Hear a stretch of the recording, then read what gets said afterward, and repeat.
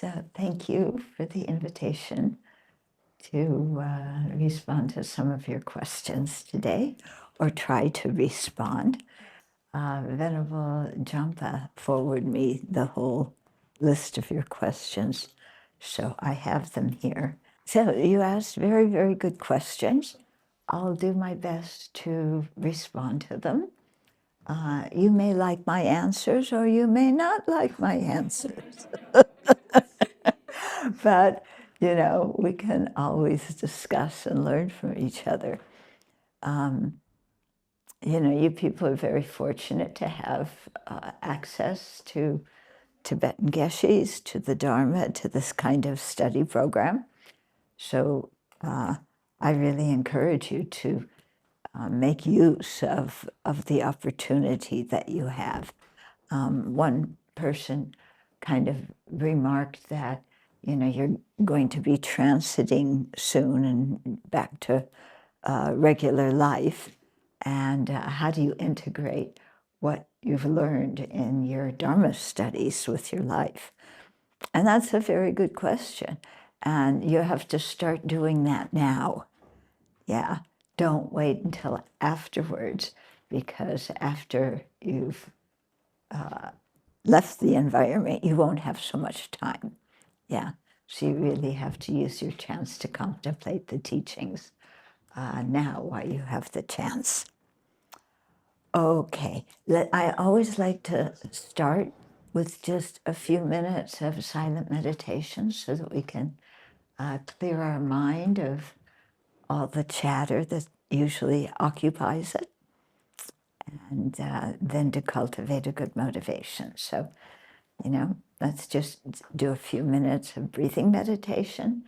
Let your mind relax. So let's cultivate our motivation, since why we do something is the most important aspect of what we do. And as Buddhist practitioners, we always want to check our mind and see what's going on in it.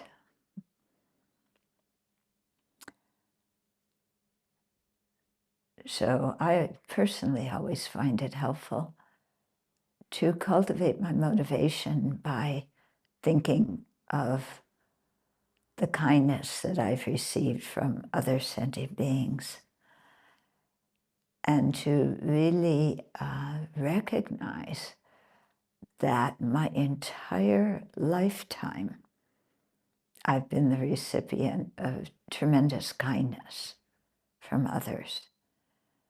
And so have you. Because none of us could survive without the help of others. None of us would have any practical knowledge. We wouldn't even know how to speak or read and write without others teaching us.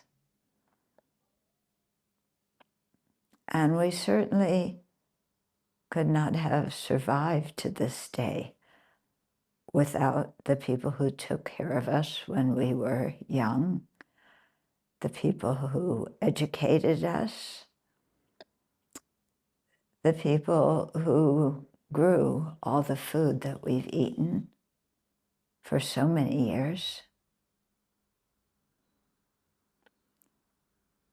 the people who've made the roads that we traveled on to come here today,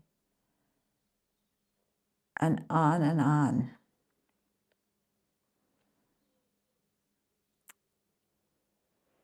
So if we open our eyes, we are really surrounded by goodness. And to learn to see this and to reciprocate it, giving back to others, contributing whatever our skills are, whatever knowledge we have, whatever wisdom we have, so that it benefits society and it benefits the people around us.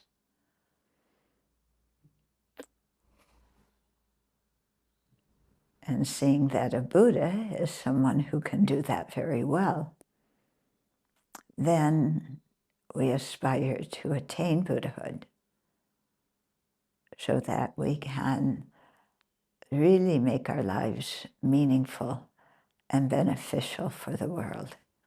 So take a moment and make that your motivation for us sharing the Dharma today. I'll see what I can get through. I'll do my best. Okay.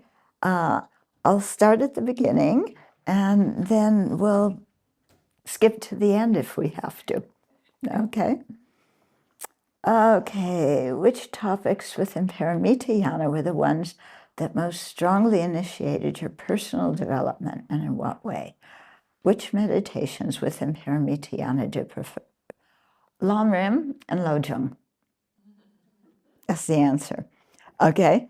Whenever I have problems, I don't go to my tantric practice. That's not what helps me. Yeah.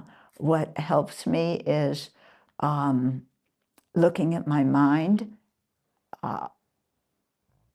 observing what are the stories I make that cause me to be angry or jealous or arrogant or attached, and deconstructing those stories, seeing how they are erroneous, how they're, because we all know, you studied Lorig, that all the afflictions are based on projecting or exaggerating either good qualities or bad qualities of someone or something. And usually when an affliction's in our mind, we aren't aware of at all of the projections that are going on. We think what our affliction is telling us is true. That's the way things are. It's objectively like that outside. And then we react and we create karma and we keep going round in cyclic existence. So what I find most helpful is looking at how the afflictions work, and then, seeing how the story I'm telling myself is crazy, essentially, yeah, and then that helps me relax whatever affliction is. That's what helps me. Do you want a cushion for your feet? What? Do you want to have a cushion for your feet? No, I'm fine. Thanks. Okay, we're currently studying Tantra. From your perspective, what do you see as the essential aspects of the Tantra path? What should we be especially mindful of and apply in our practice? Get a good foundation in Sutrayana. Yeah, what I see happening very often in the West is we want the highest practice, because we aren't Tibetan shepherds, herding goats. We are educated Westerners from a modern society. So we want the highest teaching because we are the highest disciples. Yeah, do you detect maybe a little bit of arrogance in there? But this is a kind of, I exaggerate things, but this is kind of the attitude that I see with people. We want the best, we want the highest, we want the quickest. Yeah, because I have my bucket list of everything I want to do before I die. And getting enlightened is on that list.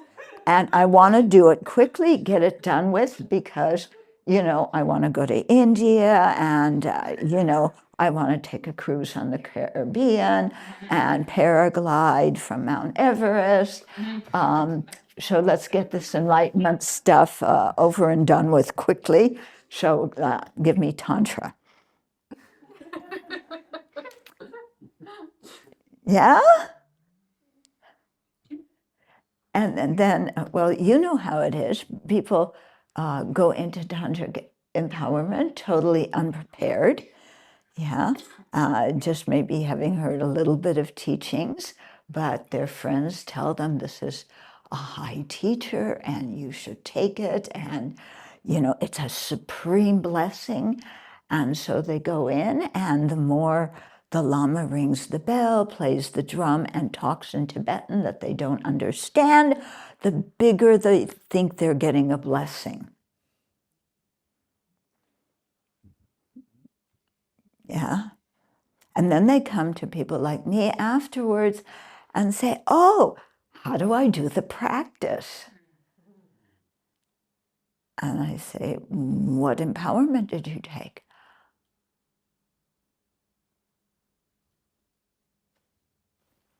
I don't know.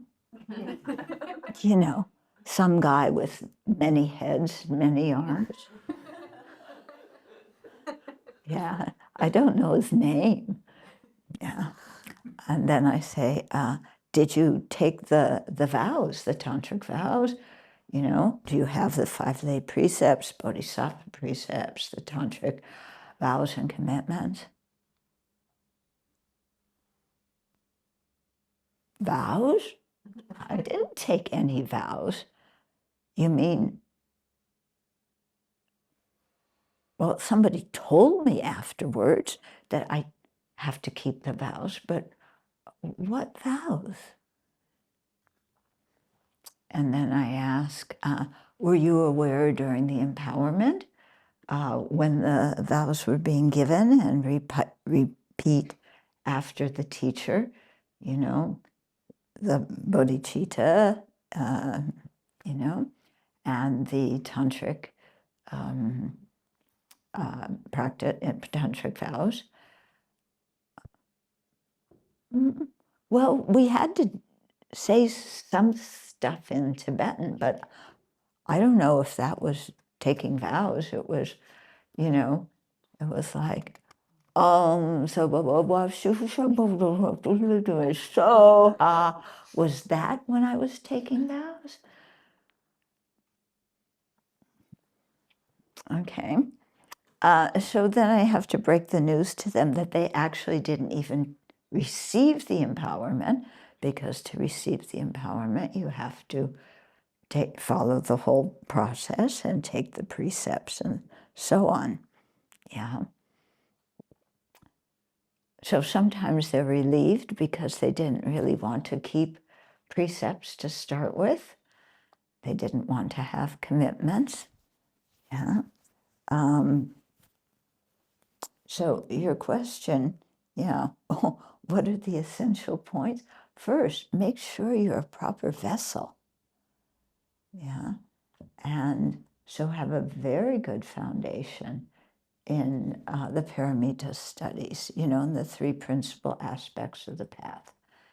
Yeah. Without that, what motivation do we have to do Tantra except that it's glamorous? Yeah. And then you get a protection cord. Yeah. And you get some blessed water, and you get a long life pill. That's all you get. Okay. So we have to have a good foundation, and, you know, have the attitude of renunciation, of samsara. Yeah. Now that's the first of the 3 principal aspects of the path. And sometimes we go, oh, that's the first one. That's easy. You know, is renunciation of samsara easy? Is it easy? Yeah? Do you want to give up your chocolate? Yeah. When I say chocolate, I mean whatever you're attached to. Chocolate, sex, who knows? These bunny rabbits that we, chocolate bunny rabbits that we have. Yeah. Is it easy? Do we really understand what samsara is? Yeah. Do we want to be free of samsara? Or do we want to have one foot in samsara because we like our chocolate, you know? And, you know, we like our job. We like the money we get from our job. We like our partner. We like our kids. We like our social life. We like our sporting activities, you know? and we like going in the countryside, and we like our friends, and we like going to the pub, and, you know, we like our samsara, and can't we kind of mix it together with some nirvana? Yeah, have one foot in each. No, I think that's what we want. We don't want to really give up our samsara. It's kind of nice, you know, except for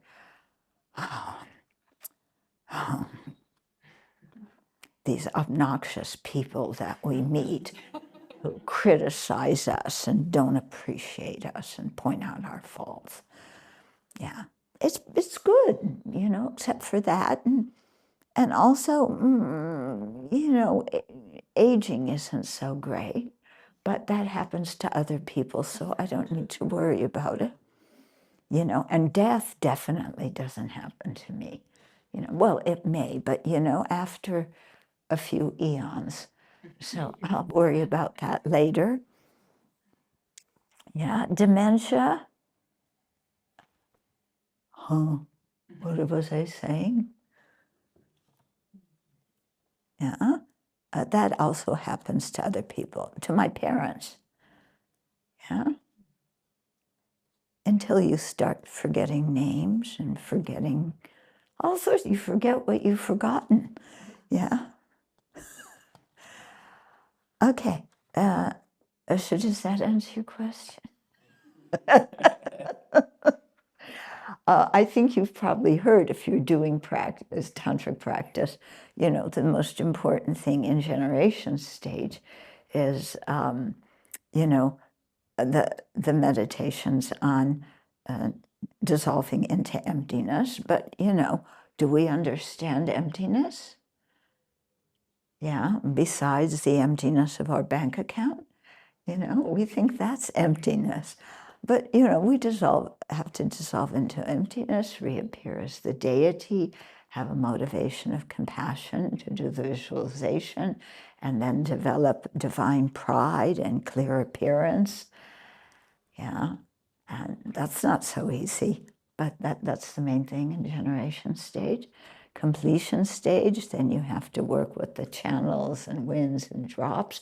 Ooh, that's the exciting part. Ooh, you know, my kundalini is gonna go up. Ooh, and I'll get the bliss. Ooh. Yeah. Well, good luck if you can do that. But, you know, if you do that kind of thing, but you don't have a grounding in the Buddhist worldview, you're just going to get some weird results. Okay. In your experience, what supports the development of a consistent daily tantric routine, and how can we maintain it over time without it becoming mechanical or overwhelming? Ask someone who does that and let me know the answer. You know, I have several tantra commitments. I keep them regularly because in my mind, my promises that I made, especially to my teachers, are important. But they can very well become quite mechanical. Yeah. And, you know, to keep them alive, I think that's why we need the three principal aspects of the path, you know, so that we remember why we're doing this practice. You know? And when you visualize yourself as a deity and you're radiating light, you know, to all the sentient beings, to really think of the misery that exists in this world and see yourself as manifesting people who can communicate with others so that we can solve some of the world's problems and get rid of the incredible misery people are undergoing. Yeah. And then if you really, have that kind of compassion, then your visualization makes sense. And of course, if you're doing the long sadhanas where you take the bodhisattva vow again, you do your tantric vows again, that's quite important to really touch base with why you want to keep those precepts and how those precepts help us and how we've done all of, most all of the actions that are contraindicated by those precepts, and we don't like the results, but do we touch base with that feeling of how much protection taking precepts and vows gives us? Yeah. And when we do that part of the sadhana, to really think again about our ethical conduct and what kind of human being do I want to be? Yeah. Do I want to be a kind one, or do I just want to get this practice done? Yeah. See, I told you that that you probably wouldn't like some of my answers. Yeah. But maybe I'll give you another answer. Well, I hear that there's some people doing research about pills, how to make pills called How to Make Your Tantric Practice Interesting. And, science will come out with the correct pill, and we will take it, in the morning together with our vitamins, and then tantric practice will be a breeze, right? Yeah. And that's after you do your journey with ayahuasca. Yeah. Has ayahuasca come to Germany? Yeah. Have you taken ayahuasca? I hear that it's better than acid. It's better than mescaline. And marijuana is legal these days, so, you can do that. But ayahuasca gives you, what is it? People tell me, you're going through the death process, yeah, with ayahuasca, but you go through the death process and come out alive, back in your old body with your chocolate. Okay. In case you haven't gathered, I sometimes can be a little bit sarcastic, but it's meant as humor because one of my teachers, I think one of the great gifts he gave us was to teach us how to laugh at ourselves. Yeah, and I think in Dharma practice we need to laugh at ourselves because we are pretty funny, and the way we think is often just like off the wall, crazy. Yeah, and we need to be able to laugh at ourselves. Mm-hmm. Okay, living as a spiritual community. Do you think that here in the West, a mixed community of ordained and lay practitioners living together in a monastery or closely connected to one can be both beneficial and realistic? Living together in a monastery, a mixed community of ordained and lay practitioners? No, I don't think that's going to work. That becomes a Dharma center, a retreat center. Yeah. And why doesn't it work? Because the monastics have a special kind of training and a special kind of discipline that the lay practitioners don't. Yeah. And I've lived in many Dharma communities where you have some monastics and some lay practitioners. And it's very difficult as a monastic because you don't get the monastic training you need because the centers are usually, the lay practitioners are the foremost people that the lamas are teaching. And then you don't have the conditions to keep your precepts because you have to work, and they usually my experience is they gave me a toilet brush and told me to clean the lay people's toilets. Or they give me a knife and I have to cut the vegetables in the kitchen. And it's very difficult to do your monastic ceremonies to create the feeling of community, of a sangha, monastic sangha community, if you're living in a community where there's lay people, okay? My experience, again, in the ones that I've lived in, is then, what happens in a lay community? Well, you have married couples and you have single couples. And then the husband of the married couple starts sleeping with this single woman over here, and his wife is fed up, because he's been saying, if it weren't for you, I would have ordained a long time ago. But they stay and have kids, but then he has an affair over here. And so then she's fed up with it. So she goes and has an affair with one of the other laymen at the center. And that's only, one part of it. Then there's the other people who are managing some project in the center, and they too are, going off and having affairs, and they have a couple of kids. One of the kids is a special needs kid that needs special education. And, if you're a monastic, you don't want to get involved in all of that stuff. Yeah, that's not your job, okay? And we do, as monastics, we do certain ceremonies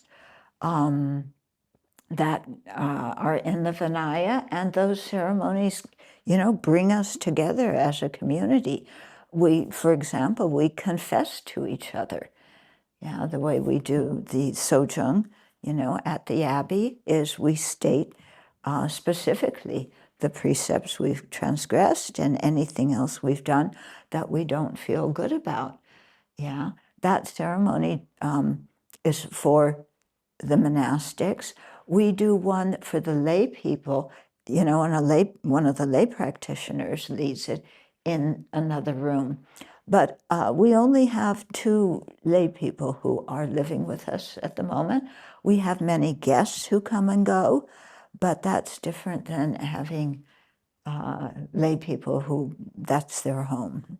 Yeah, okay. So living together in one community, I would not advise. Having 2 separate communities that, support each other, yes, that could work. But I would think you have to be in different properties, not in the same property, be financially different, organize your program differently, but with some communal activities, and do it that way. That's what I think, yeah. Yeah. Yeah, because, you can't make the lay people keep the monastic discipline. You haven't taken the precepts, you want to go to movies, you want to go out, you want to do all this kind of stuff. And that, you wouldn't be happy living in a Sangha community where you have to keep those precepts all the time. Coming to visit, for a week or something, that's okay. But, you miss your kids, you have to check up on your parents, you have all of that stuff, yeah? Okay, so it's different lifestyles. Okay, in your experience, do monastics tend to progress more quickly in their spiritual development than lay practitioners on average? Actually, I don't think I can give you an on average answer because it depends so much on the individual. Yeah, it's so much an individual thing, because we all come into this life with different karma, with different habits, mental habits, physical, verbal habits. We come into this life with different views. We've had different upbringings. You know, some people come from a Buddhist family, some from, you know, a Christian family. So people face different things that they have to work on in their practice. Yeah. So I can't say, you know, average everybody together, the monastics and the lay people who goes fastest. What I can say from my own personal experience is that the monastic lifestyle and holding the precepts is a huge help for doing Dharma practice. Yeah. And I think, again, from my own experience, anything that I've been able to do that's been beneficial in this life has been done on the basis of being a monastic. I think it's like the best thing I ever did in my life. Yeah. Why? Because I don't, looking at my mind when I met the Dharma and the amount of attachment and anger and junk in my mind, if I hadn't had the protection of the precepts and the protection of the monastic community, I would have made a huge mess in my life and made a mess in the lives of other people too. Yeah. So, yeah, I think that monastic life really helps. Yeah. Again, my own experience, I was married when I met the Dharma, no children, married to a wonderful man. Yeah, my parents were really glad that I was married. They liked him, you know, great. But my attachment was so crazy. I don't think I could have practiced very well as a lay person. You know, controlling your attachment is difficult. And of course, the more attachment you have, the more anger you have when you can't get what you want. Yeah. So I don't think I would have done well as a lay practitioner.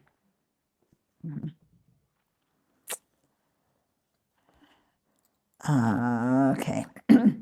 No one really wants interpersonal difficulties in a community, yet they might be the fertilizer for applied Dharma practice. What kind of structures have you put in place at the Abbey to support learning and growth through conflict? Structures that we have. First of all, we have a schedule where we have morning and evening meditations. We have Dharma teachings or study time, and then we have offering service. Yeah, because we don't have the money to hire a staff, so we do everything, you know, to keep the Abbey going. And naturally, when you're planning things and doing things, people have different opinions. Imagine that. And they have different ways of doing things. And all it takes is, you know, put the spatulas in the kitchen. Here, says the head cook. And you're working in the kitchen and you can't remember where she said to put it. Anyway, you know, so you just put it in another place. It's still in the kitchen. Talk about conflict. Yeah, this is true. This happened in the Abbey. You know, the person managing the kitchen had everything organized superbly well. She was not German, but she could have been. Yeah, that's how well it was organized. Yeah, but then, you know, people wouldn't put the spatula where she wanted it. And she would throw a fit. Yeah, and then the other person would just, you know, but why should I? You know, listen, it was just an accident. So then the other person goes into defensive mode. Yeah. You know, this one's on attack, this one's on defensive. You know, I'm just coming to help you. Why are you screaming at me? I did my best. I cleaned it. I put it away somewhere. Open your eyes and look for it, you jerk. And stop yelling at me. Yeah. So yes, there's conflict happens. We don't need structures to make the conflict happen. It just happens because we are ordinary sentient beings. Yeah. And yeah, we do things differently. There is no perfect cushion. Yeah. Have you ever noticed that? That when you're sitting, you try one cushion after another, you never find the perfect cushion. Yeah. You know, and when we were talking about hindrances to practicing in the West, samsara is our biggest hindrance to practice. Yeah. Yeah. There's external hindrances, but samsara, our aggregates, our crazy mind, that's the biggest hindrance. Okay. Okay, so structures we've put in place. We talk a lot about how our lives are the ground for practice. You know, that you don't just practice Dharma on Sunday morning and then the rest of the week, you know, it's an affliction festival. You know, Dharma is our lifestyle, yeah. So every morning, you know, we're taught, you know, make first thought to generate renunciation and bodhicitta, you know, as our motivations for the day, to ask ourselves what's the most important thing to do today. And the answer is always not harm anybody, benefit whoever you can, and generate bodhicitta as much as you can. Yeah, so we start the day off with that. Then there's morning meditation, and people take turns giving the meditation, you know, and it's a wonderful opportunity that people really use for sharing where they're at, you know. So they may talk about an incident in their life and how they handled that from a monastic, from a Dharma perspective, you know, processing, you know, how they dealt with the afflictions and so on. And the motivation always ends with bodhicitta. So they lead that out loud for everybody in the hall. At the end of the session, before the dedication, there's a monastic mind prayer that we say to help us set, again, our motivation for the day. Before breakfast, there's chanting, yeah, again, reminding ourselves of the practice. And after breakfast, we have what we call a stand-up meeting, where, yeah, you stand up. That means it's not going to be a long meeting, okay? So we stand in a circle, and everybody says something that they rejoice from the previous day, and what they plan to do that day, so that everybody in the community hears, you know, kind of on a personal level, what somebody rejoices at, or when they're giving the motivation, how they're dealing with things in their life. And yeah, so that's done. And then everybody knows what everybody else is planning on doing that day. Now, also, what we learn is as soon as you have a plan, you know what will not happen. Yeah? And the not happening is always a rich ground for conflict. Yeah? Because I planned this, and we're supposed to do this, and then this happened, and why did that happen? It wasn't supposed to, it wasn't in the plan. And you changed your mind, and I was counting on you helping, but today you said you have to do something else, and I'm angry. And, you know, so all of that yeah, is field for our practice. And so, when you go back to your room or when you sit, at the end of the day, you work on your afflictions, how they came up during your life and what to do about them, And before every activity, in the day, we generate our motivation, which also helps us try to get along with each other.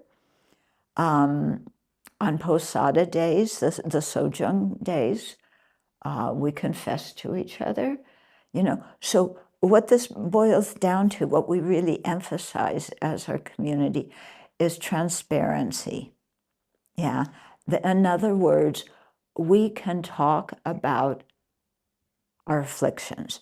We can talk about our imperfections without feeling ashamed. Yeah, without feeling embarrassed. So, when it's time to confess, we say what we've done. And, there it is, and people hear it. And we know that everybody in the community is doing their best. Yeah, so when we confess something, they know that we're doing our best. Yeah, and when they confess something, we know they're doing their best. So we support each other. So there's a lot of talk in the teachings about how to apply it to our daily life, whatever we're learning. Yeah, how to apply it, so that we can learn to get along with each other.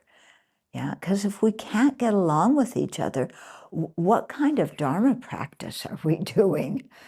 Yeah. So, of course things happen. We aren't perfect little angels. But I think the thing is to learn how to solve conflicts, how to deal with our own things when our buttons get pushed. Yeah, because we all have things that we're sensitive about, and we expect everybody to know what our buttons are and not push them. But they push them, even when they don't mean to. And then we explode, because we're super sensitive about this or that. Yeah, and so, I talk a lot about in the teachings, in our motivations and so on, about how to deal with these things, and how to really see the people we practice as our Dharma friends who sincerely support us. Yeah. And it takes time, but it works. Yeah, it works. So, so that's some of the things we have. Yeah? Regarding this question, how did you create, or what did you observe, how did you create this environment where the people really tell what's in their heart? That they're not like saying something else, maybe just... Yeah.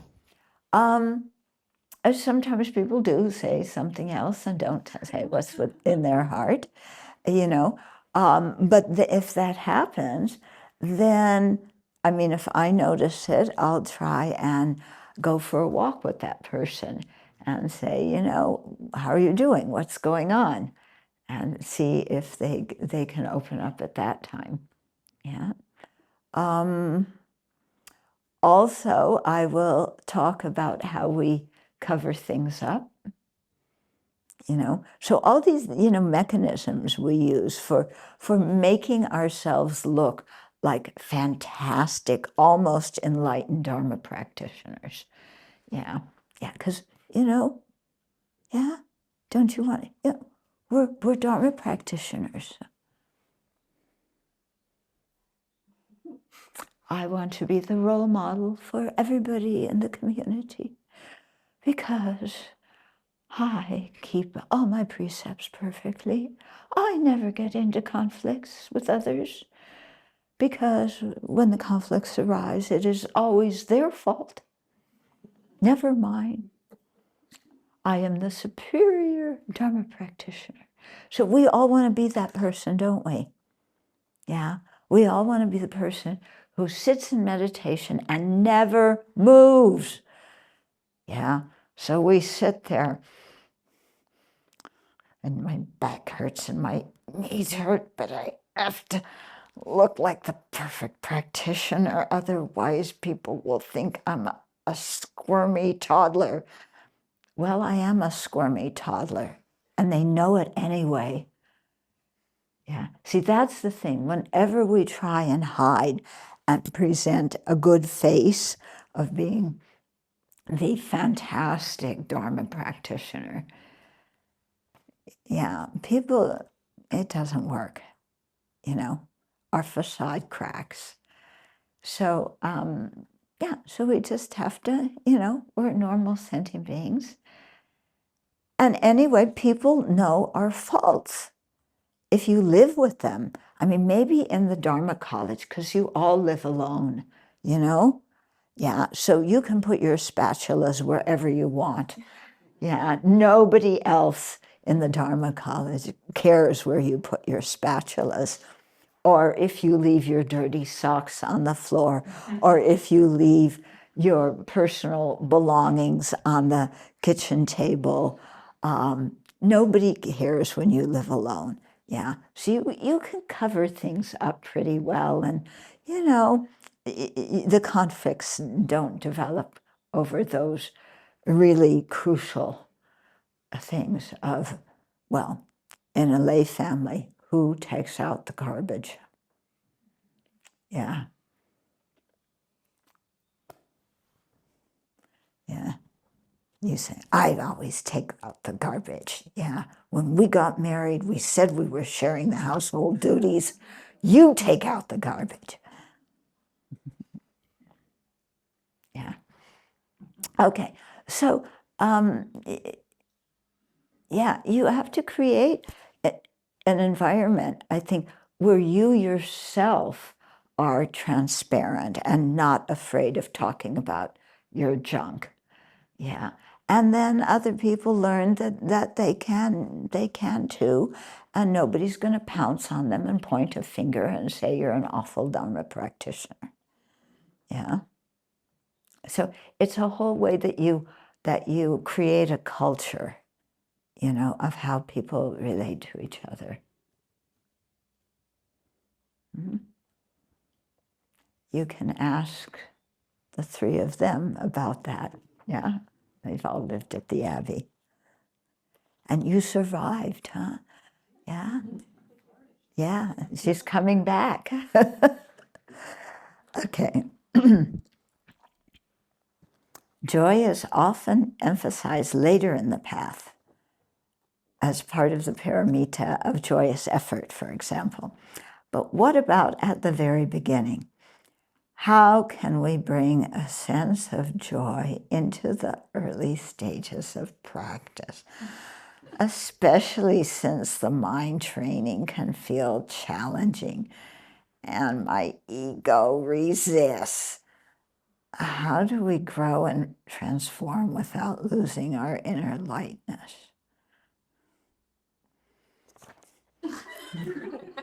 Dharma practice is so hard, And then it not only is it hard, it takes 3 countless great eons. And that's after you enter the path of accumulation. And I'm not even there. Yeah, I just accumulate possessions, not merit. So, yeah, and then I get angry, and the antidotes make sense, but really, why do I have to practice the antidote when it's the other person's fault? Yeah, it's always somebody else's being too rude, they're being inconsiderate, they're being bossy, and I'm just frustrated, I want some chocolate. Yeah, so how can I get some chocolate? Yeah, because I'm not allowed to spend my own personal money on chocolate. Her.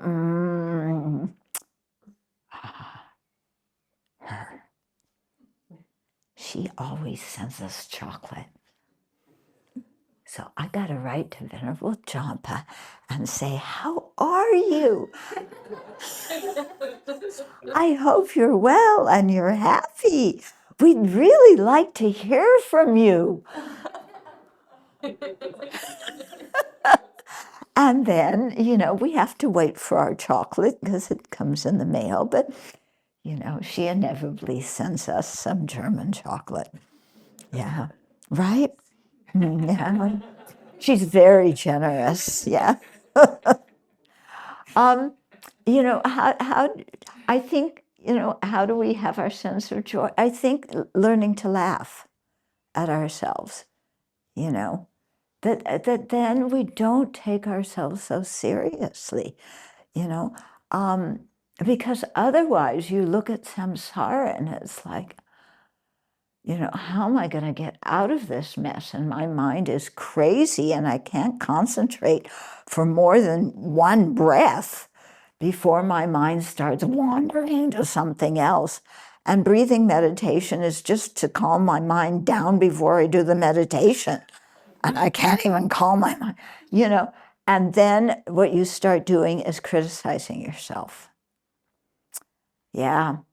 Oh, I look, I'm trying to look like a good practitioner, but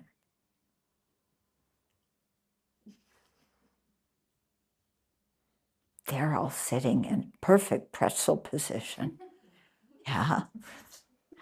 Yeah. They must be almost enlightenment. They're in some samadhi. But I'm squirmy. Yeah.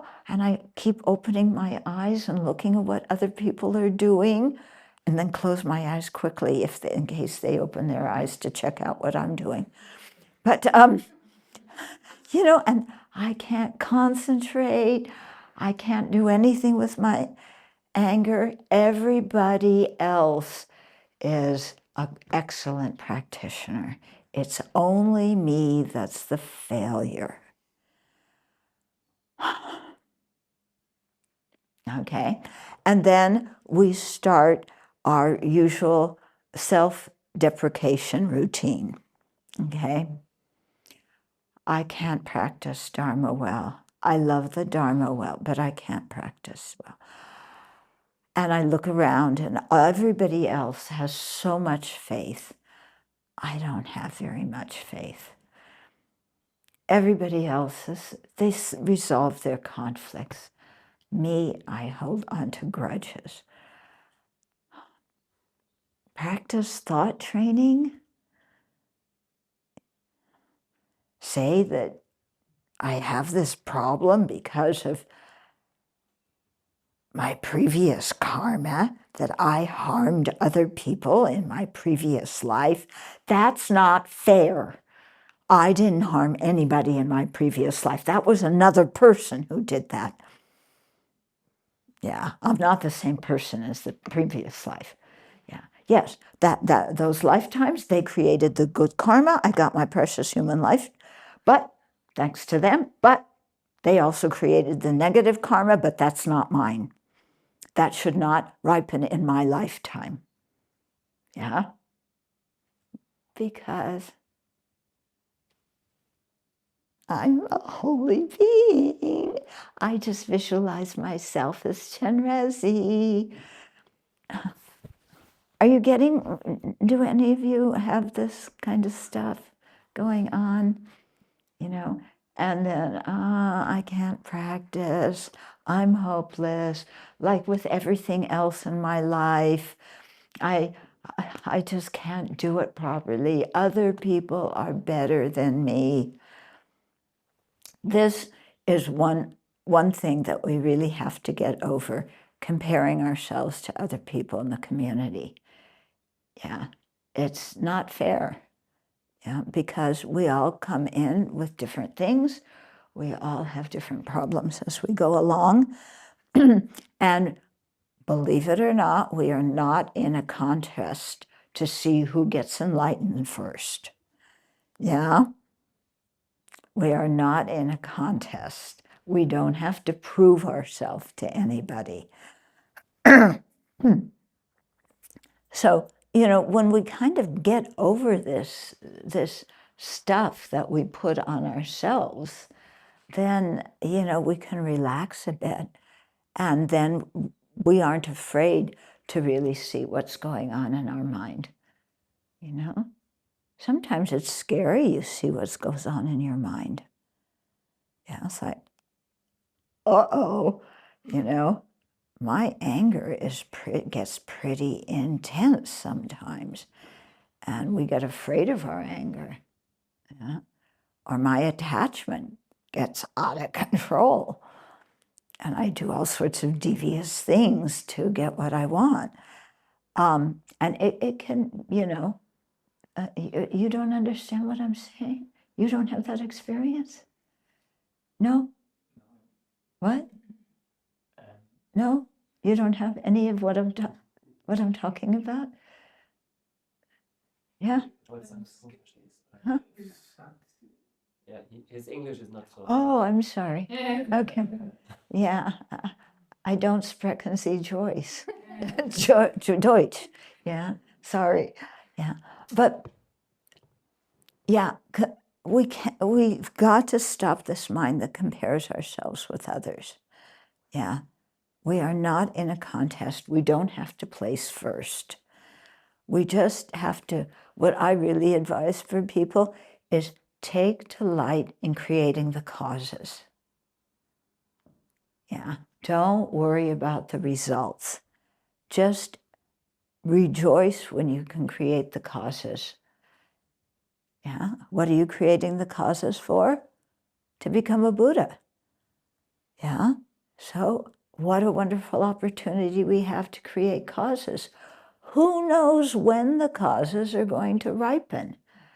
I have no idea. But if you create the causes, they will bring the result.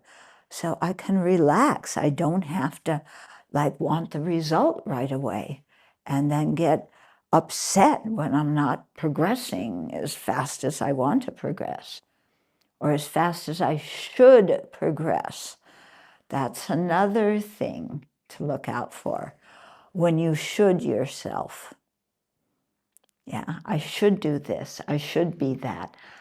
Yeah, this should happen. Should. It's a ridiculous word. Yeah, no, we just do what we're capable of and rejoice and feel happy that we can do that.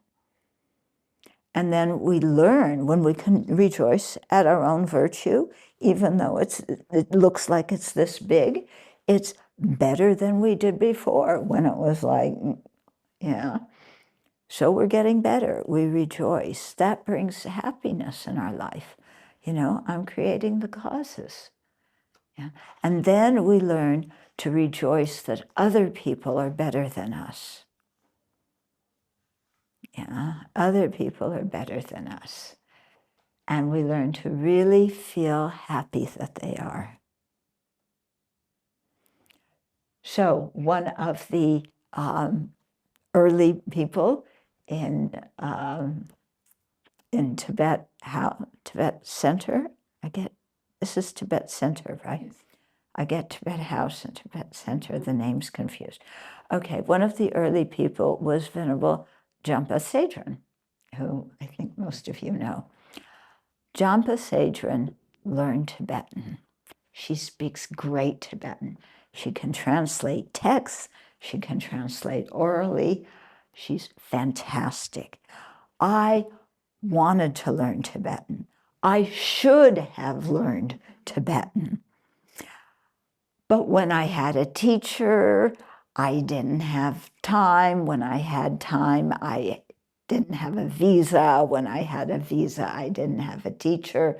So my Tibetan, I know a few vocabulary words, and that's about it. So for a long time, I beat myself up internally comparing myself to Venerable Jompa Sadran. Ah, she's so good. She can talk to the Lama, she can translate. I'm a failure, I'm a mess. But, you know, when I really learned to just take pleasure in creating the causes, yeah, and okay, I didn't learn Tibetan. There are some benefits I discovered of not learning Tibetan, which is you have to really think about the Dharma in your own language. Yeah, and which means that you can't just rely on jargon, Tibetan jargon.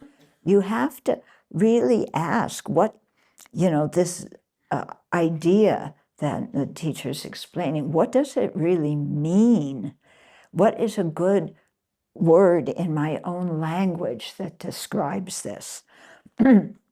And to do that, you have to really think deeply about what the word means. And you may not have to do that if you just rely on the jargon because you know Tibetan. So, you know, I began to think, okay, yeah, it would have been nice if I could have learned Tibetan, but I didn't. There's some benefits.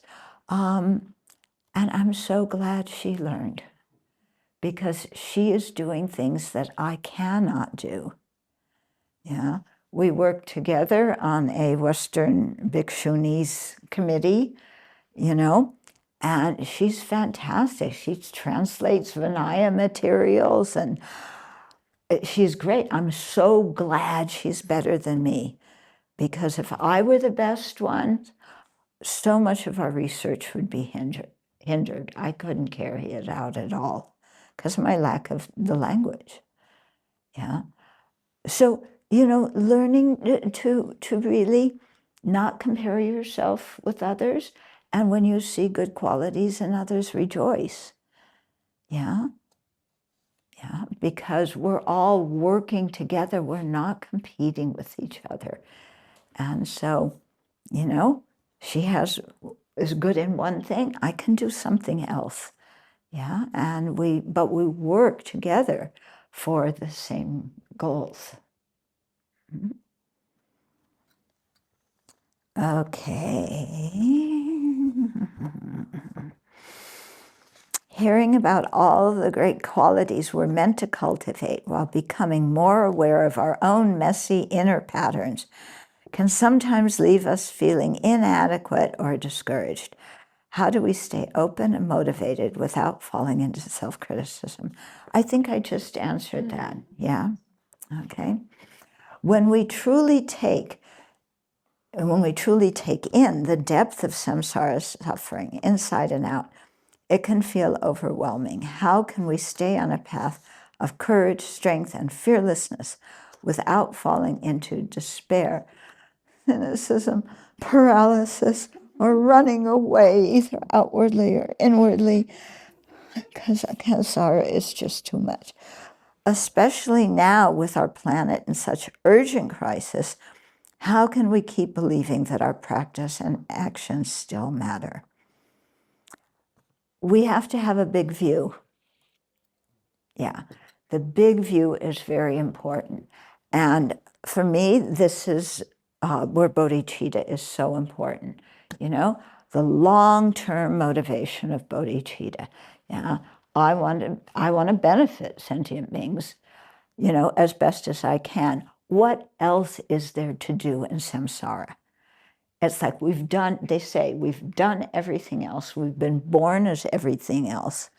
What other thing do you want to do in samsara? What other thrill, whatever kind of chocolate, whatever glee, and, you know, do you want to have? We've done it all. So what about the pleasure of making your life meaningful? Have you ever done that? I ask myself. Well, no, but now I have a lifetime where I can try to do that, or at least create the causes to doing that. And that's good enough for me. Yeah, samsara is awful, but slowly, slowly, with the long-term motivation of bodhicitta, I and everybody else will get out of it. I don't need to fall into despair. Yeah. And, we always go up and down in our practice, don't we? Yeah, I mean, we're really like emotional yo-yos.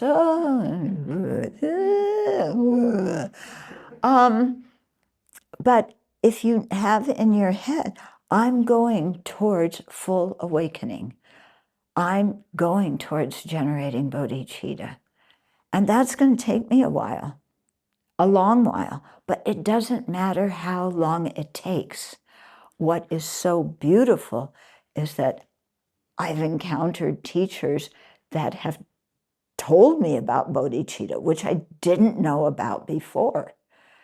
So however long it takes for me to generate that, I'm so happy to have met the teachings, the Buddha's teachings, and good teachers, and, be able to do whatever I can to go in that direction. So the ups and downs, they aren't so important anymore. Yeah, they just aren't so important because you're going in that direction. And okay, there's bumps in the road, that, but I'm going there. That's where my eyes are fixed. Yeah. So that helps a lot. Regarding, our planet in crisis and the environmental devastation. Yeah, we all know about that. Yeah, it's a mess. But our planet is not the only planet in the universe. There are so many habitats for other living beings. And people who create virtue will be born in those better habitats where they can continue to practice. Yeah? I cannot control what is happening in this world. I don't like it. Yeah? Especially, you know who the president of my country is. Yeah? Oh, you're not smiling. Isn't he charming? Yeah. Don't you love his orange hair? And his speech is so lovely. Yeah. So, yeah, the world is a mess. Yeah. And I feel like my country is the leader in making it a mess right now because of electing someone who I did not vote for. So let's be clear about that. I did not vote for this guy. Yeah. Yeah. But my job is to cultivate compassion for him, and all of his sidekicks. Yeah. Yeah. So, but there's other planets, and people, who create virtue will be born there. I do my best, what I can do to help. Yeah. One of the things I feel that I can do, especially as a monastic, is to teach people how to handle their minds so they don't fall into cynicism and despair and discouragement. Yeah. Yeah. I have no way of stopping what the oil companies are doing or stopping, Donnie, that's my nickname for him, Donnie's ridiculous tariff things.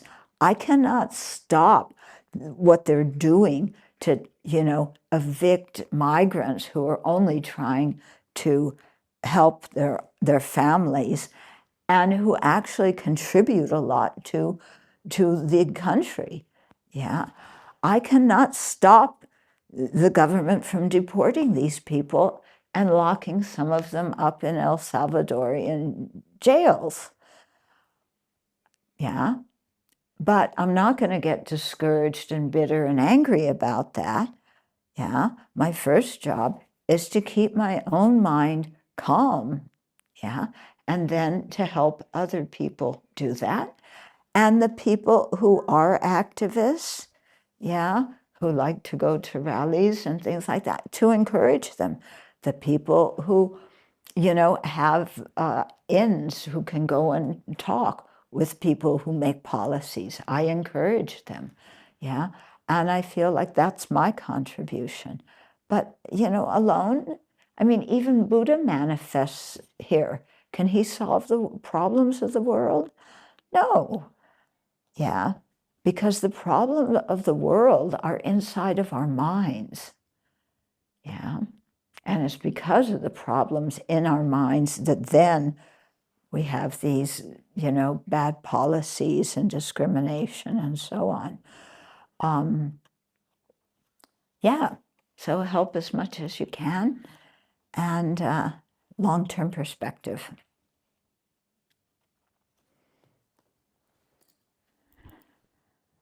Okay, cultural differences. What do you find noteworthy when comparing Western practitioners with Tibetans, particularly in terms of Dharma practice? And what would you recommend to us as Westerners?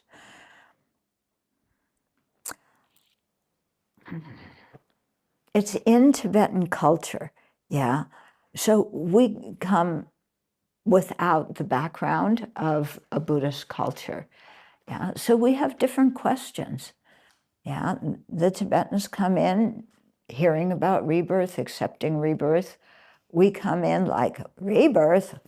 What's that? How do you know people are reborn? Prove it. Yeah? So, you know, we come with these questions. Refuge, you talk about the qualities of the Buddha. They sound like crazy, you know?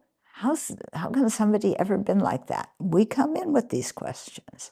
You know, Tibetans just say, oh yeah, of course, Buddha's omniscient, you know. Yeah, so we have very, very different questions. So one of the reasons that the Library of Wisdom and Compassion got written, the 10-volume series of books that I had the privilege of doing with His Holiness, it got written to try and address some of the questions that we have, as Westerners, come in with. Yeah, so it's very important that we keep our questions and dig into them and answer them for ourselves, and not just say, well, the guru is Buddha, so I just believe everything they say. No, we can't do that, you know, because we're not really dealing with our own doubts. We're not dealing with our own wrong views if we just cover it up by saying, well, the Lama said this, so I believe. Yeah. So some Westerners have that, you know, just are the faith-oriented ones and believe. And some of them are like me, who just ask one question after another, you know, and drive your Lama crazy with all the questions. But yeah, we come in with different questions, different doubts. One thing that I think we need to look out especially for is the influence of whatever religion we grew up with. Yeah, because how many of you went to Sunday school when you were little? Anybody? Yeah, that made an impression, huh? How many of you heard about, you know, maybe you didn't go to Sunday school, but you heard about God and, you know, yeah, God and Jesus and everything like that. So we hear about that stuff when we're little. And as little kids, we just accept everything because our discriminating wisdom hasn't developed yet. Yeah. So sometimes the belief in that stuff is still inside of us, but we don't really sit and ask ourselves, do I really believe that? But it interferes with when we're trying with our Dharma practice, okay? Because the belief in a creator God who is theoretically compassionate, yeah, and has a plan for humanity, and Jesus, who will, if you believe in him, will save you, and you go to some heavenly realm, and if you don't, yeah. That belief is kind of sometimes inside, and then we hear about reincarnation, and it's like, I don't know. I feel like God created me. And, and I have a soul. That's the big one. Yeah, I have a soul. I feel it inside. There's a real soul, something that is really me. I know it. God created that. It's permanent. It's what is really me, that will never die, that will survive everything. And that's going on inside. Yeah. And then, when you study Pramnavartaka, do you study that? You didn't mention that. Oh, okay.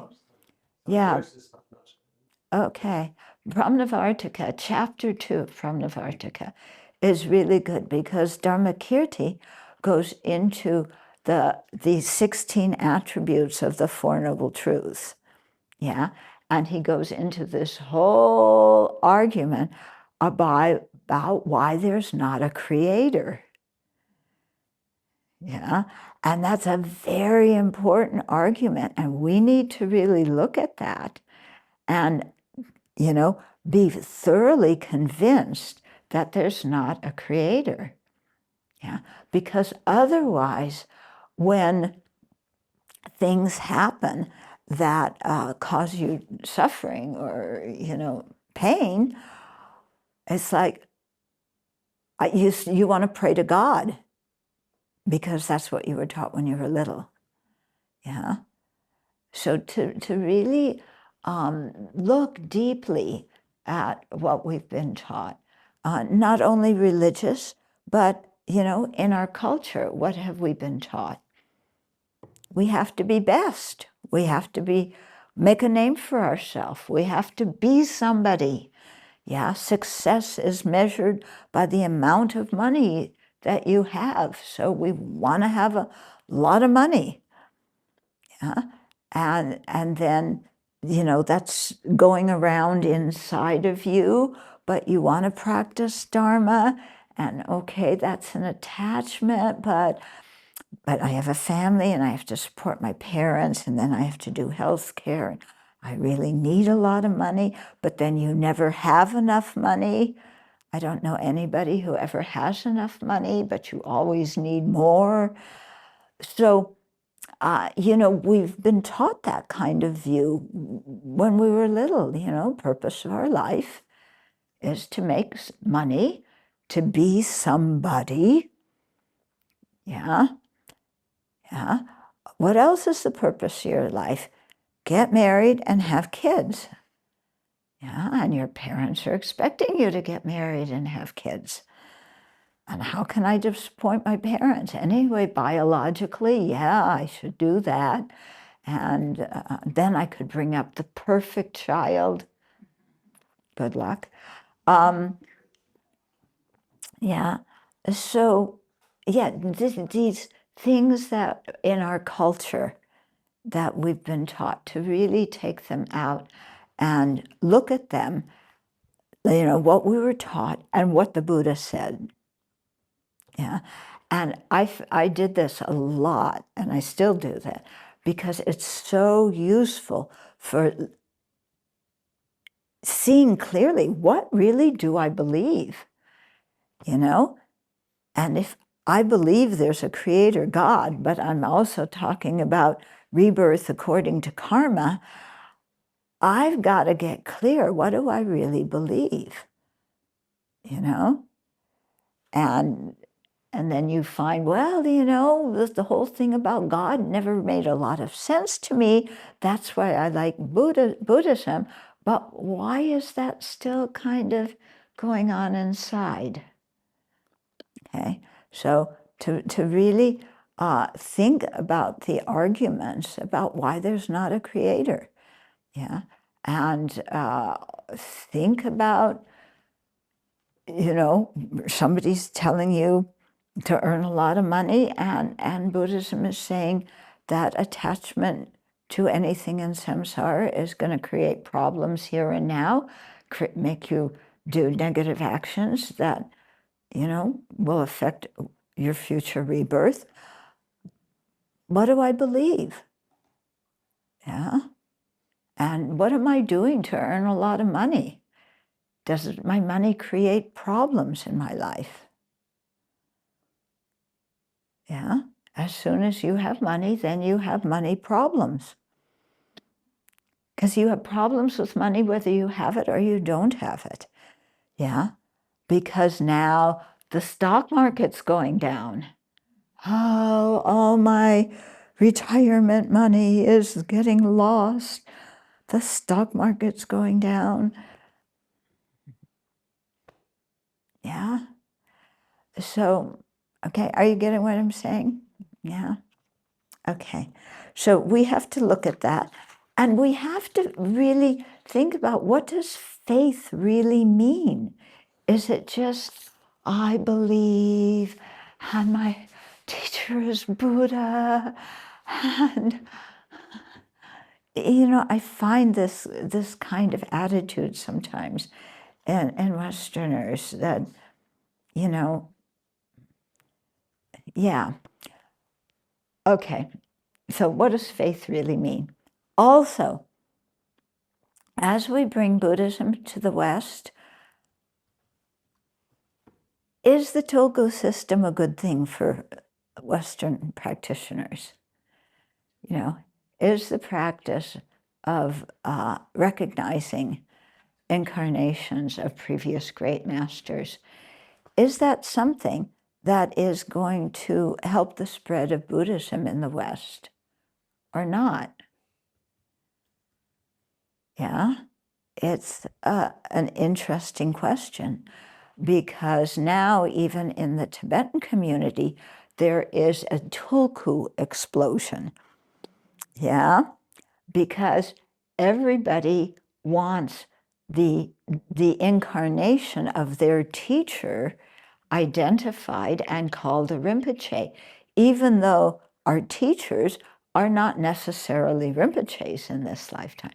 They may be Geshis, they may be Lamas, they may not have big titles at all, but we want, we're clinging to them, and we want their incarnations identified.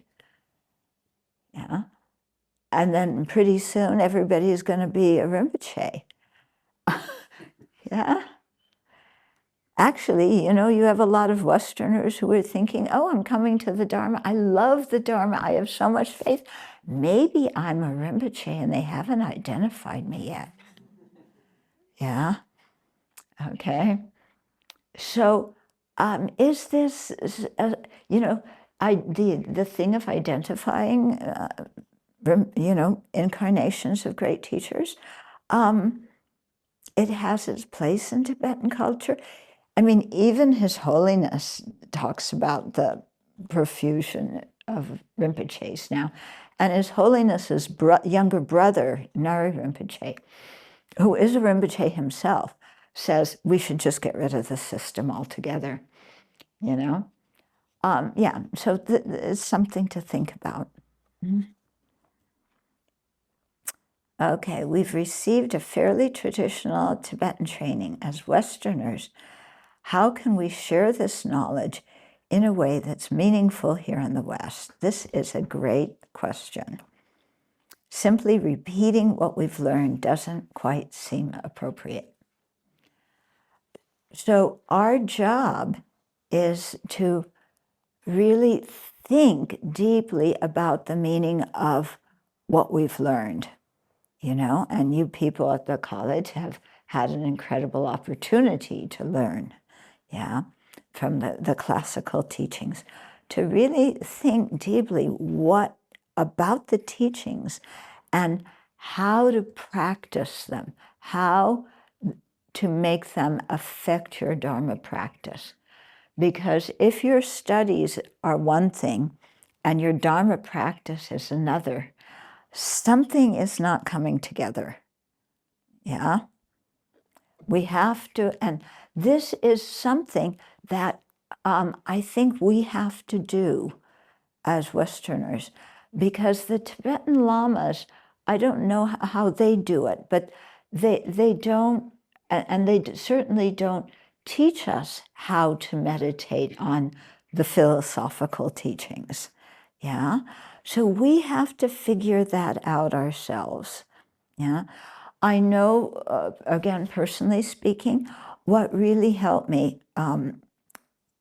was, I mean, even with Dura and Lorig, the initial things that you learn, to learn the difference between direct perceivers and conceptual consciousnesses. Wow. For me, that was a big thing, because I realized, boy, what I think is a direct perception is actually a conceptual consciousness. No wonder I get so angry. I think what I'm seeing is reality, a direct perceiver, yeah, and it's a conceptual consciousness. Here, I'm not even talking about the fact that it appears inherently existent. I'm just talking about, I'm looking at that person and I'm seeing them and they're a jerk. Yeah? Direct perception. I can see it. They're a jerk. I hear it in their voice. Yeah? Yeah, everything about them is a jerk. Yeah? Hey, wait, that's a conceptual consciousness. Yeah? And what's behind it? A whole story, a whole bunch of conceptual consciousnesses. Yeah? And I'm just in my own fantasy land. Yeah? That's a big one, when it kind of hits you like, yeah, I'm just in my own fantasy land. I think everything I see is direct perception. Yeah?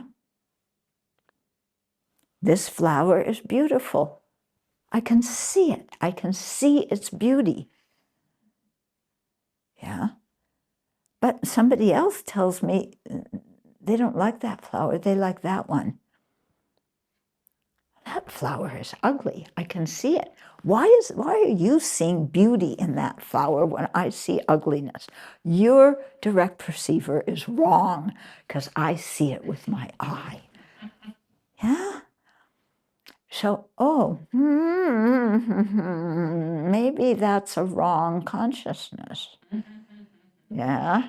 And then you find out, you start looking, applying Lorig to your mind, and I have a whole lot of wrong consciousnesses. Yeah?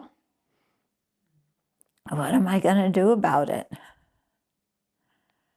Yeah? And then you see, what your wrong consciousnesses are, and you ask yourself, okay, which things in Lam Rim, which things in thought training, do I need to practice to change my mind? And also, there's some things in the traditional philosophical teachings that are really useful. Yeah, we learn all about the qualities of a Buddha and the qualities of the Dharma and qualities of the Sangha. Yeah, we can list them. Do we ever sit and think, what would it be like to have those qualities? Yeah, a Buddha has cleared away, all obstacles. So a Buddha never gets angry again, never gets upset, never gets depressed. What would that feel like? Yeah, and you sit there, and what would it feel like? No matter what somebody did, no matter what they called me, no matter what they criticized me for, my anger could remain, or my anger wouldn't even come. My mind remains like this. placid, like a still pond. Wow, what would that feel like? Okay, and that is a quality of the Buddha I'm taking refuge in. That's, why a reason I take refuge in the Buddha, because I can just imagine a little bit what that might be like, and then I know that it's possible to attain those qualities, and there's a path to do it, and there's people who have done it. Yeah. And then this all happens in your meditation as you're applying what you've learned in your philosophical teachings to your practice. Okay? Mm-hmm. Yeah. Okay. Okay. Request for personal advice. We've studied the Dharma for a long time. Now everyday life is calling again. How can we prevent what we've learned from fading? I don't know. Again, ask somebody who's been able to do that and let me know. Yeah.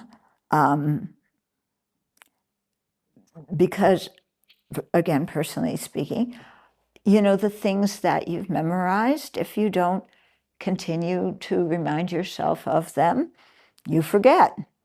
Even the lists of, the 4 qualities of this and the 18 of that and so on. Yeah, we forget them. But,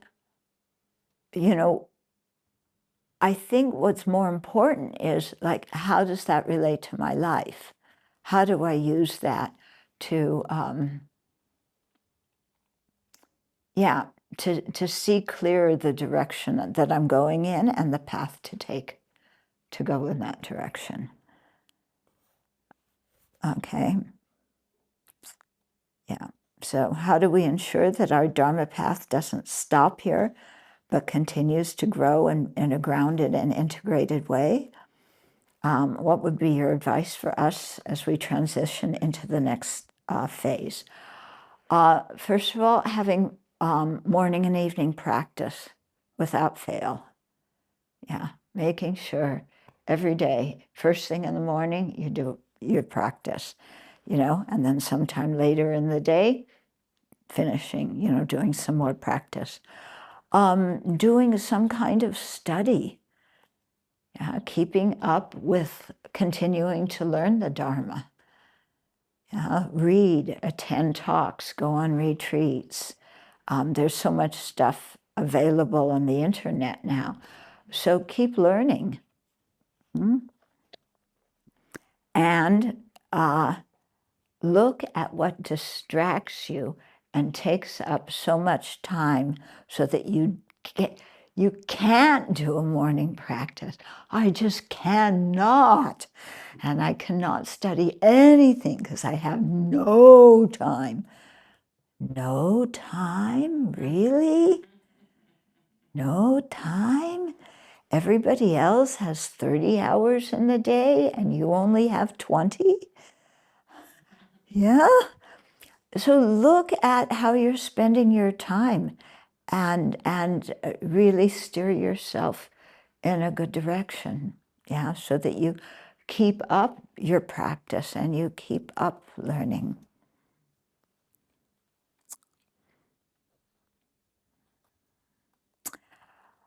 We often sense a lack of deep connection. How can we, on a felt level, just conceptually, open into a sense of belonging to the larger whole? Okay, with that, the way the larger whole, the way I do that is everybody wants to be happy. Everybody doesn't want suffering. If I meditate on that, then I see, hey, we're all alike. When I meditate on the kindness of other people, wow, I'm interrelated. I belong to this section of, humanity, this section of sentient beings, into pure being, into communion with nature, into the subtle web where we're connected beyond words.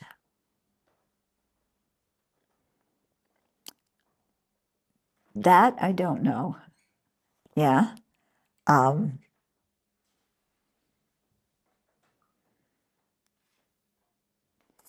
Indigenous people often communicate in images or direct perception. Does Buddhism offer something similar, not only through language and concepts, but through something more immediate, as in some shamanic traditions? I don't know. I can't give you any help with that one. Because people are different. And I'm not, maybe that's where Tantra comes in, and you want to have a vision of Manjushri and a vision of Tara. You don't want to have a vision of your Mantaka, because your Mantaka is loving. No. Okay, maybe that's where that comes in, but I'm just content to try and be a good human being. Yeah, I think we have a whole lot of human potential. If I can stop harming others and benefit them a little bit, then I feel like I belong and my life is meaningful. I don't really look for exotic signs and signals and stuff like that. Tibetan Buddhism has it, yeah. So ask the people whose minds think that way. I figure one day Manjushri will appear. I'm not, okay, Manjushri, where are you? I want to really feel like I'm in touch with the Buddhas. No, that isn't what does it for me. What I did notice one time when Lama Yeshe was sitting with Sangha Rinpoche, and Sangha Rinpoche was one of Lama's teachers. Lama was sitting on the floor, Rinpoche was on a chair or something. And the way they were looking at each other, yeah,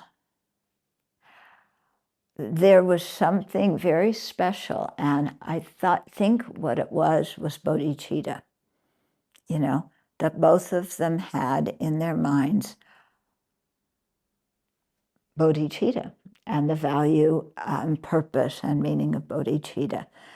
And I looked at that and I said, that's what it means to feel close to your teacher. That's what it means to feel close to the three jewels.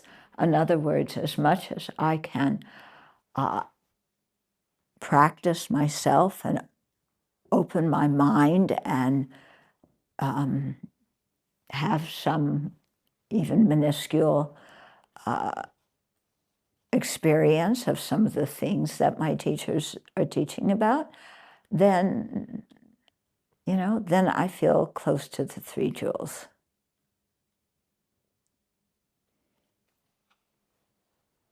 Yeah. I don't really know what more to tell you. As the abbess of a Buddhist monastery and the leader of a religious community, how do you perceive the current political climate in the United States, where individual freedoms appear increasingly at risk and where some intellectuals and scientists are reportedly leaving the country to avoid repression? In what ways? How do I feel about that? I think I kind of let you know already. I don't need to go into too much detail. In what ways, if any, has this climate impacted how Sravasti Abbey presents itself publicly and how it has affected daily life within the community? I don't think so much it's affected things.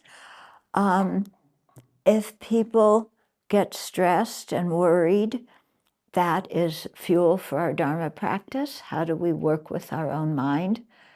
Yeah, to not get stressed out about it, to not get worried about it, to not feel paranoia like Elon Musk is going to come into the Abbey and slash everything apart the way and make us, buy Teslas or something.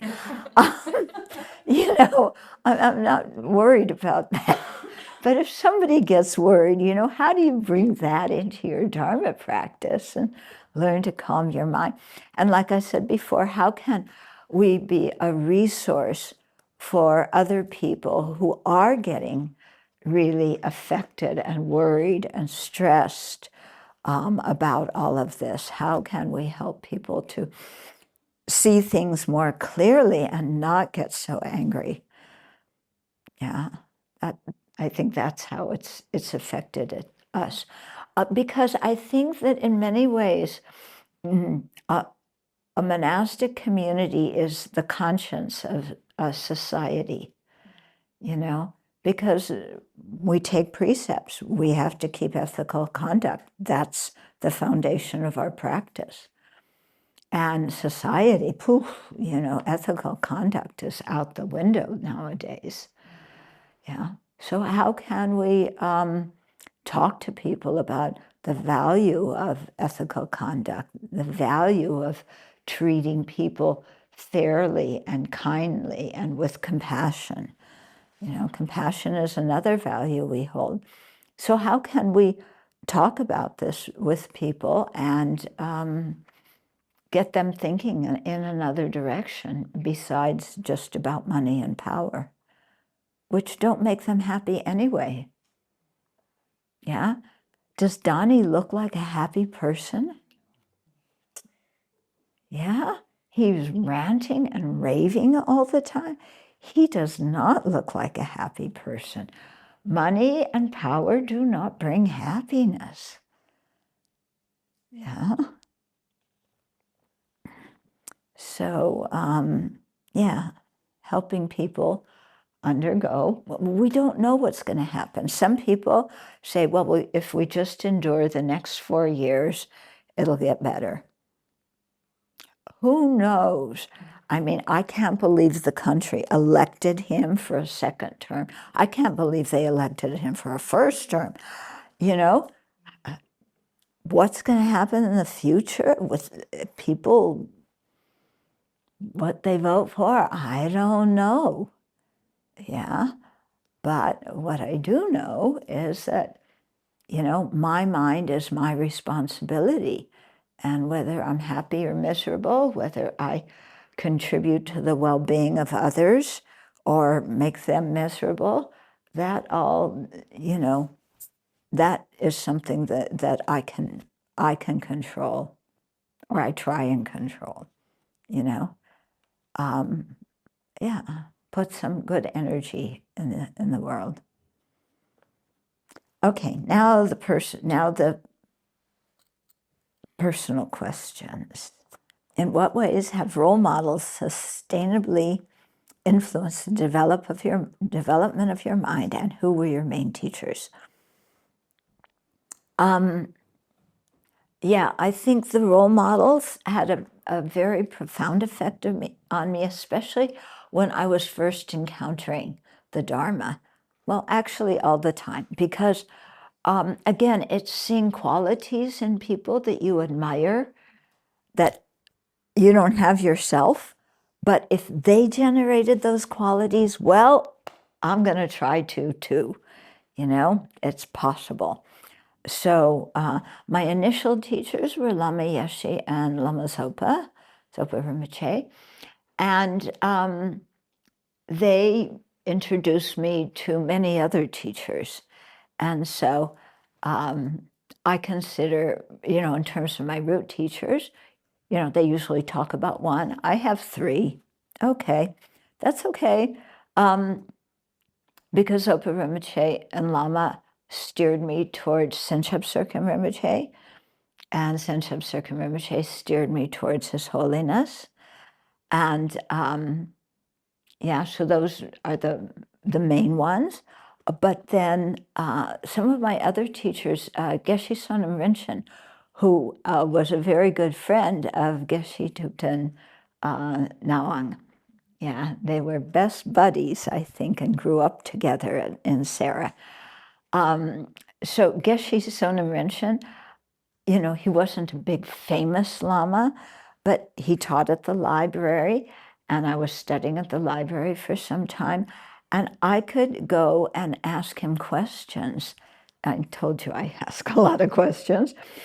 And so his translator, Ruth Sonam, and I would go and we'd spend an afternoon with Geshe-la asking questions and debating different things with him. And so he fulfilled a function in my practice. He gave me a kindness that my other teachers, who have thousands of disciples, never could. Yeah. Khensur Jampa Tekchok is another Sarajay Geshe, who was the former abbot. Again, I studied with him for years, and he too, you know, he just taught us day in and day out, and I'm so grateful for that. So, you know, they don't have to be famous lamas with many disciples. Just, you know, whoever there is who you resonate with and you admire, learn from them. Yeah. Okay. Which difficulties on your path were the ones that you would say today have brought you the most progress? How did you overcome these difficulties? Okay. Well, these two have heard my stories.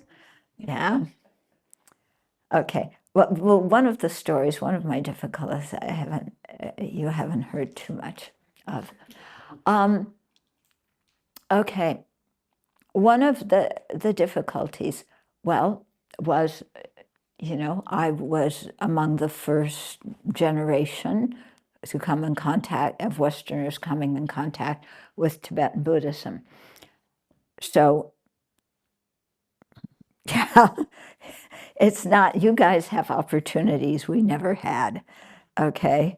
I mean, just even look at the room you're sitting in. Yeah, I had meditation course, yeah, in a tent that was constructed with, you know, the walls were straw mats. The root was the tins from the ghee tins that were, if you've been to India, you know what I'm talking about, that were flattened, and they were the roof. And the floor was dirt with straw mats, and we were having Dharma teachings with infinite sentient beings, especially the fleas. Yeah, the straw mats were the home of the fleas, until the fleas started thinking that we were a better, that we were becoming the good real estate where they could live. Yeah. Yeah. So, I mean, we had really rough conditions. So that trains you in a certain way. But we were young, and we were so enthusiastic and so in love with the Dharma that it didn't matter, you know? Well, it mattered, and you complained, but you forgot about it and you kept going, because the Dharma was just so wonderful. And the opportunity to learn from the lamas was so incredible. We had never met people like that before. Yeah, so that was a big factor.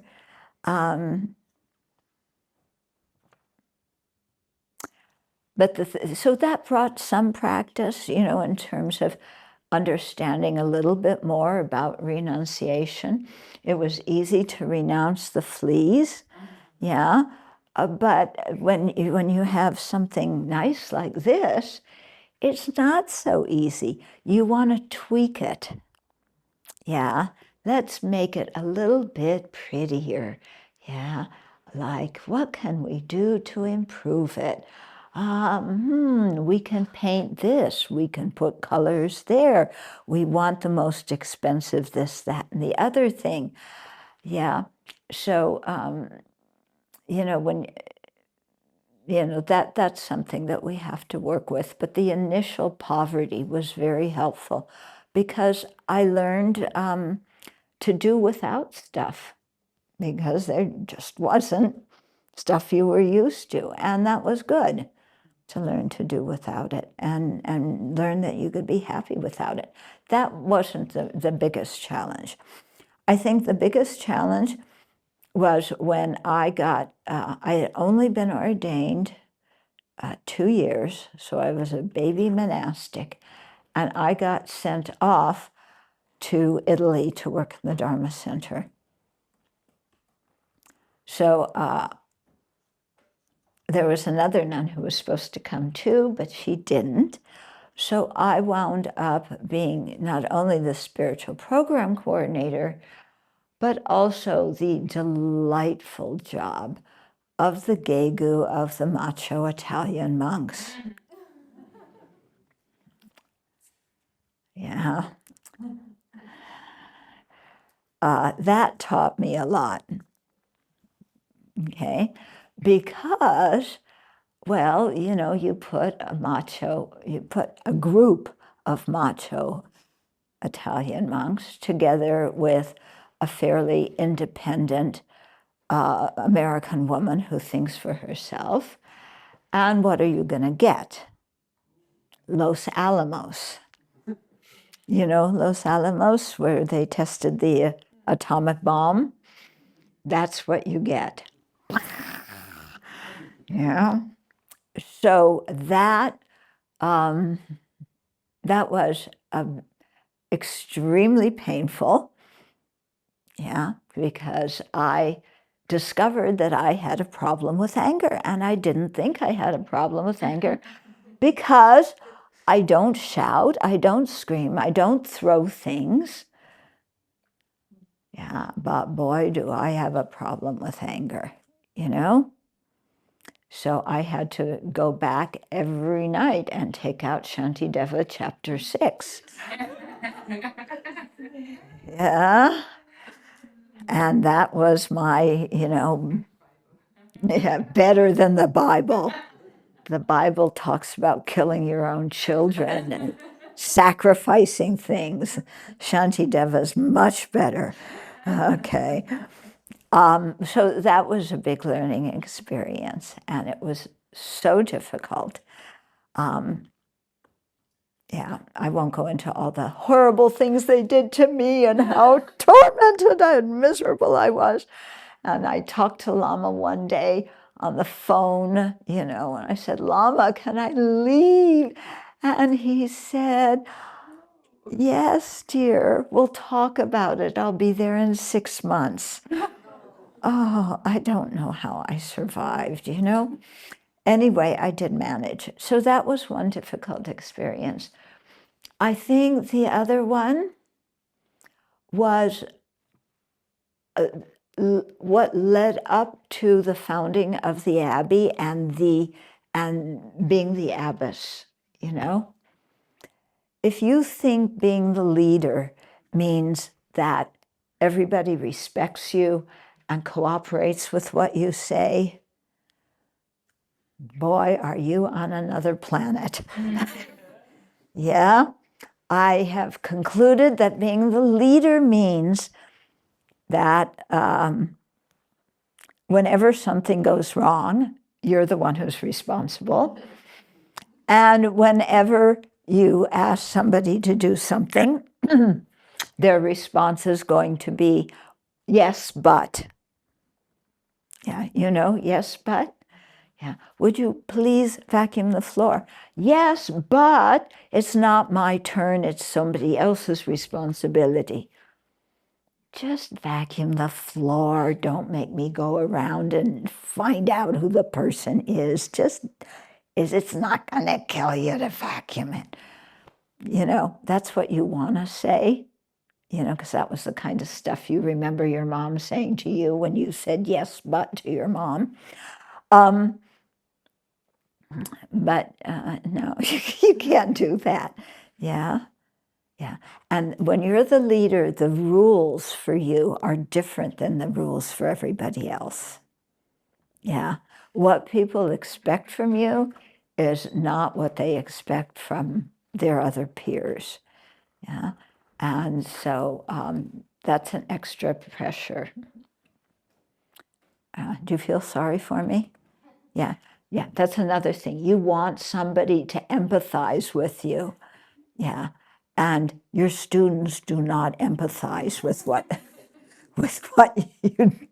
you, you know. They're sitting there and going, okay, would you do this? Would you do that? Would you do the other thing? Why can't I do this? Why can't I do that? Why can't I? And so-and-so's doing this and so-and-so. Will you tell them to stop doing that? You know?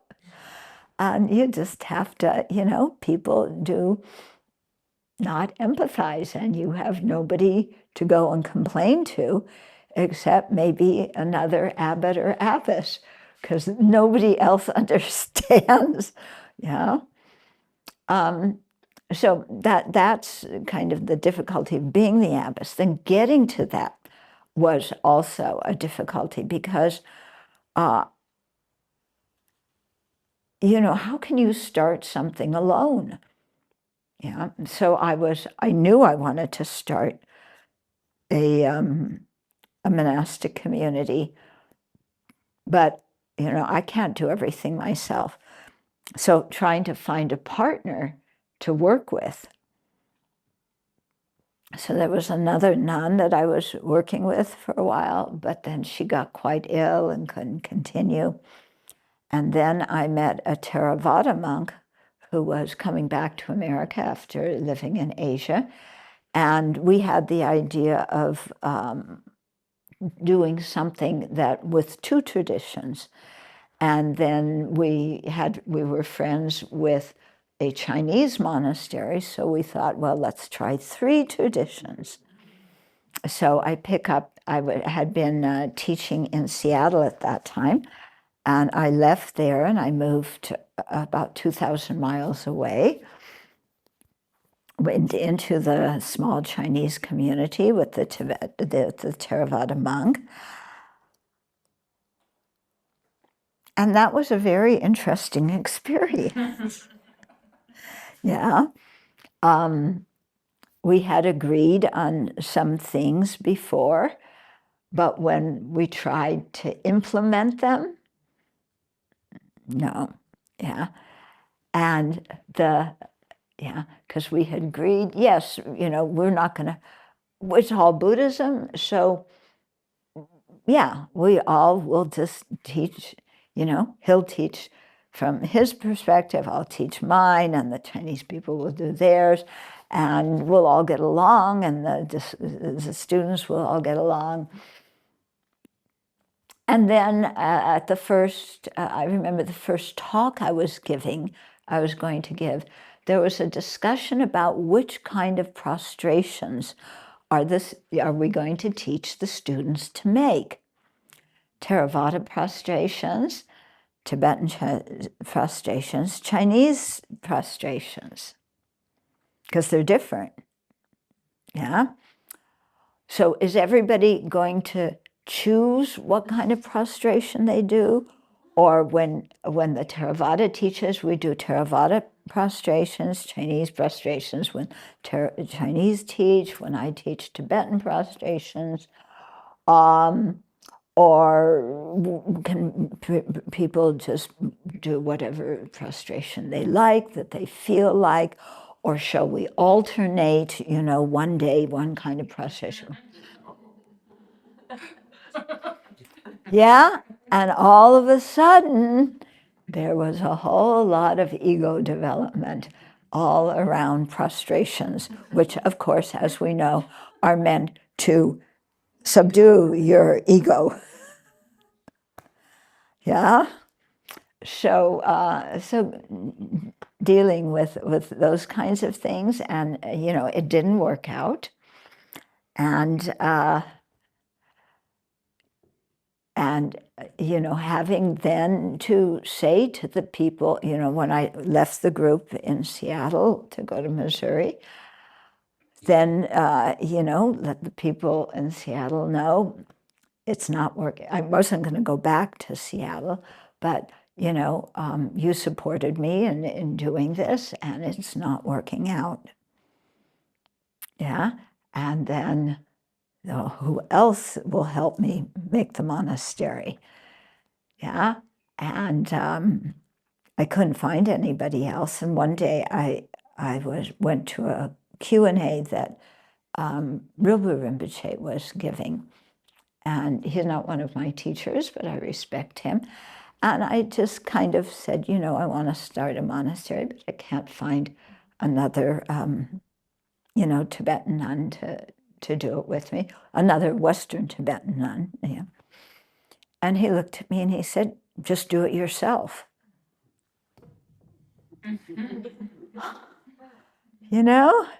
What? How am I supposed to do that myself? So that was another kind of challenge to overcome. But looking back on it, so those were a couple of the big ones. There was all sorts of other ones in between. But those were the big ones. But looking back on it, I'm very glad I had those challenges, because I learned so much. And I could, for example, I could not have started the monastery if I had not gone through all the different things that I had gone through trying to start it before and not succeeding. Yeah. So your difficulties can be a real blessing, if you use every experience you have to learn from. If your usual mode is you don't like something, so you leave or you complain, then you don't really grow. So it's when, you have to deal with your own mind and figure out how to work with the situation in a constructive way. That corresponds with the Dharma. Yeah. And that makes you grow a lot.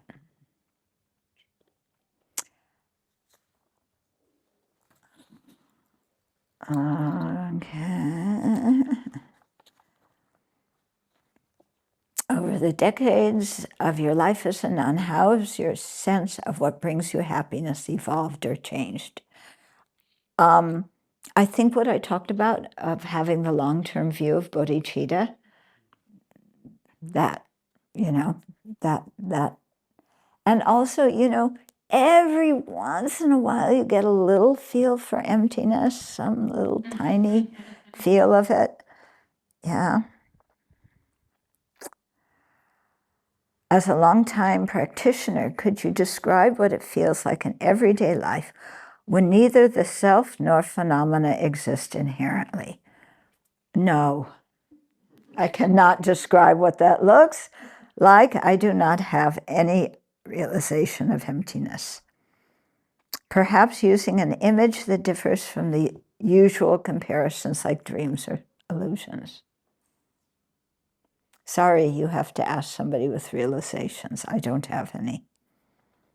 Okay, and don't get discouraged because you're saying, but you've been ordained 48 years and you still don't have realizations. No, I don't. It's going to take a while.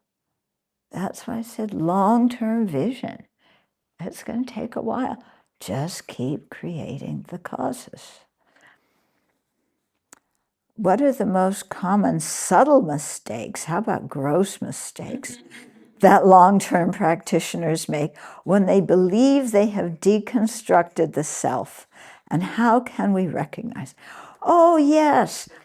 I've met so many people who have deconstructed the self.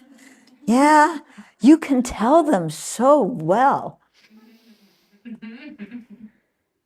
They stand up straight. They look down on you. they talk about their realizations, and they make sure that their students talk about their realizations.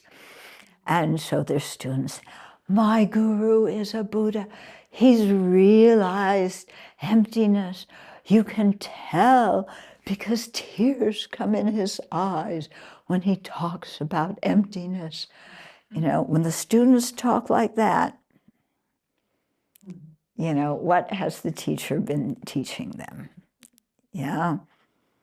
And the teacher, you know, loves to have lots of people sitting around them, a nice entourage of very faithful Westerners bowing their heads, you know. And I'm talking about Westerners here when they think they've gotten something, you know, and they want to have the entourage and the people who call them Lama and Rinpoche and, you know, like that.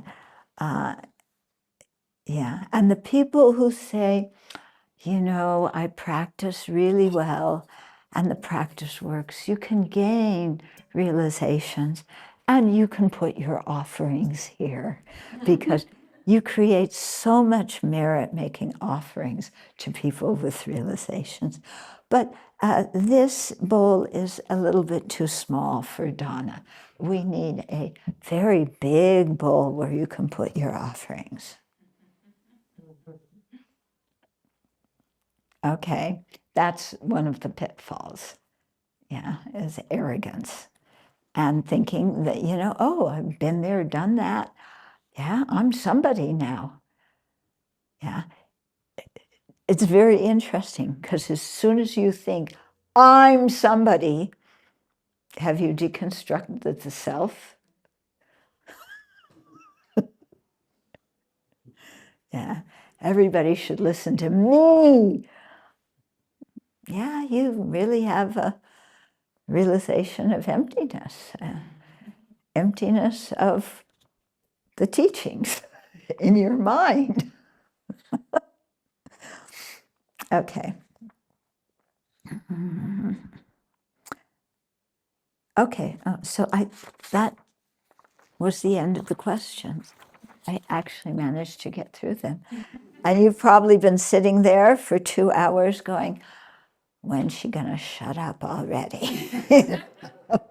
Oh, no, not at all. So I hope it was useful. Yeah, and yeah. And I really encourage you, you know, keep going with your practice, keep going with your studies. Ups and downs don't make any difference. You just keep going. Yeah. Yes. Don't get bummed out by the ups and downs. Yeah, they're just, I mean, we're in samsara. We're not in nirvana. So expect them.